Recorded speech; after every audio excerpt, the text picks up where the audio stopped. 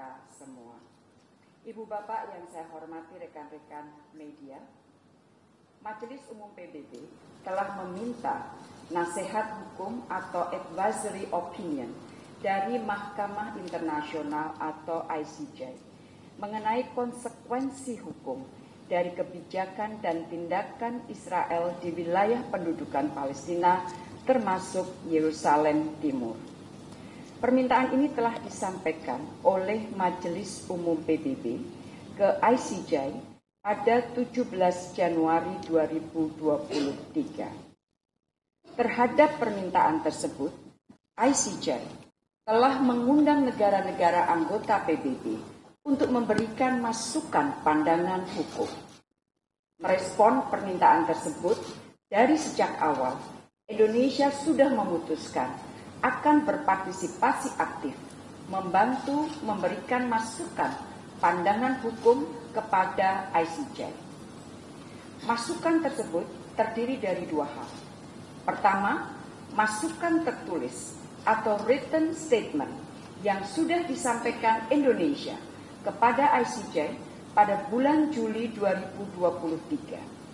Yang kedua, pernyataan lisan atau oral statement akan disampaikan oleh Menteri Luar Negeri Indonesia tanggal 19 Februari 2024 di ICJ. Ibu Bapak yang saya hormati, sebagai informasi, walaupun belum menjadi pihak konvensi genosida, Indonesia telah memberikan dukungan kepada Afrika Selatan untuk konvensi ICJ. Ini bukan Indonesia, adalah mencari semua cara yang memungkinkan untuk terus memberikan dukungan bagi perjuangan bangsa Palestina. Ibu Bapak yang saya hormati, pertemuan pagi ini sangat penting karena saya dan Kementerian Luar Negeri ingin mendengarkan masukan para ahli hukum internasional mengenai dasar dan prinsip hukum internasional bahwa pelanggaran Israel tidak dapat diterima. Pandangan dan masukan para ahli hukum internasional diperlukan untuk membangun legal opinion yang komprehensif dan sesuai hukum internasional untuk menunjukkan kepada dunia blatant violation of international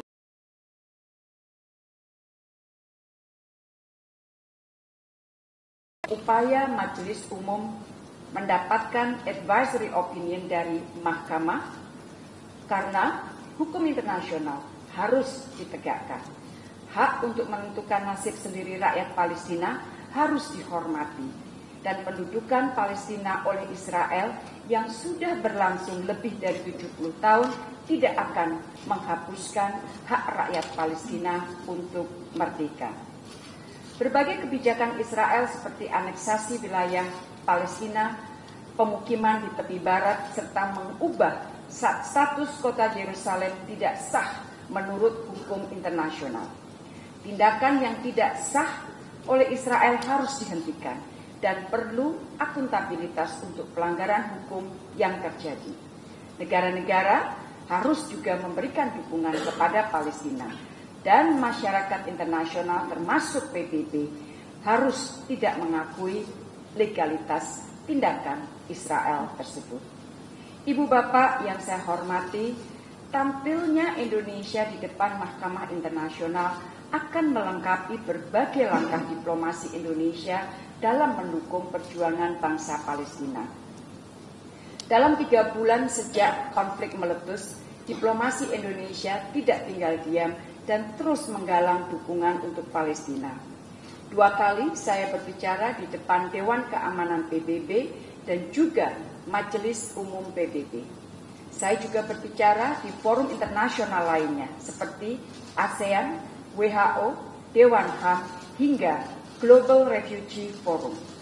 Para diplomat Indonesia juga menyuarakan dan menggalang dukungan bagi Palestina di berbagai forum dan di berbagai negara.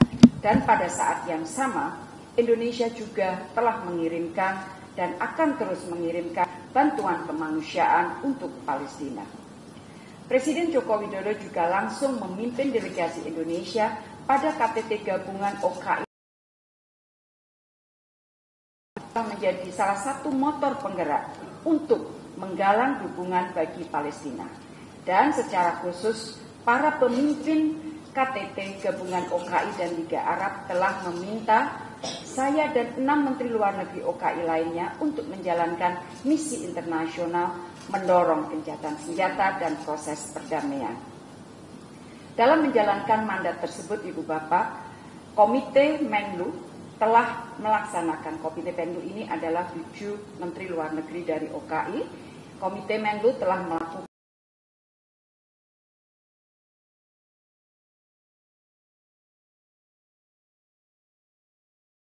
adalah 5 negara anggota tetap Dewan Keamanan, baik pada level kepala pemerintahan maupun pada level Menteri Luar Negeri. Kita melihat bahwa jumlah negara yang mendukung resolusi Palestina di PBB semakin meningkat, sementara jumlah negara yang menentang dan abstain semakin menurun.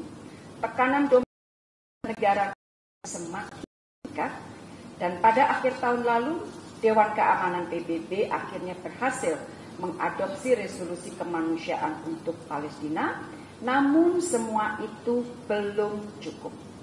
Bagi Indonesia, gencatan senjata diperlukan dan akan menjadi game changer untuk menyelesaikan isu Gaza. Ibu Bapak yang saya hormati, 3 bulan sejak mulainya konflik, tingkat kematian tertinggi kita lihat ada di Gaza. Sekitar 23.000 penduduk Palestina tewas. Petugas medis dan fasilitas kesehatan termasuk Rumah Sakit Indonesia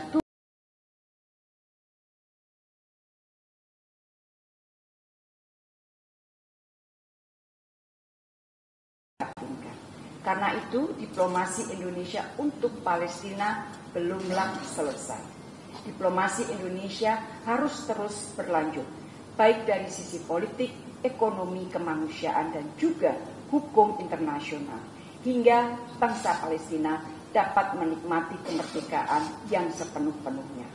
Di dalam konteks inilah pandangan dan masukan dari para ahli hukum internasional diperlukan, karena hukum internasional adalah elemen penting dari politik luar negeri dan diplomasi Indonesia. Ibu Bapak yang saya hormati, saya mengapresiasi sangat tinggi kehadiran dan kontribusi para pakar hukum internasional di ruangan ini untuk menyumbangkan pikiran dan gagasan guna memperkaya dan menajamkan pandangan hukum Indonesia yang akan saya sampaikan ke Mahkamah Internasional pada bulan Februari mendatang. Deliberasi kita hari ini tidak hanya untuk mendukung diplomasi Indonesia, tetapi juga untuk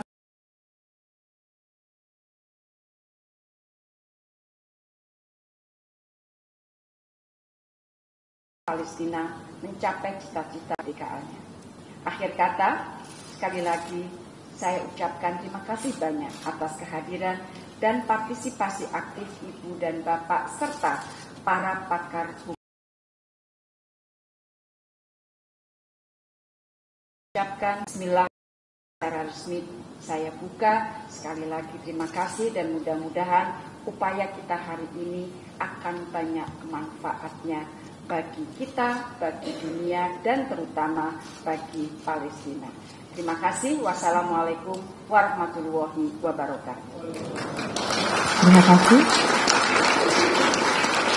Selanjutnya adalah sesi foto bersama. Mohon perkenan Menteri, Wakil Menteri, dan para panelis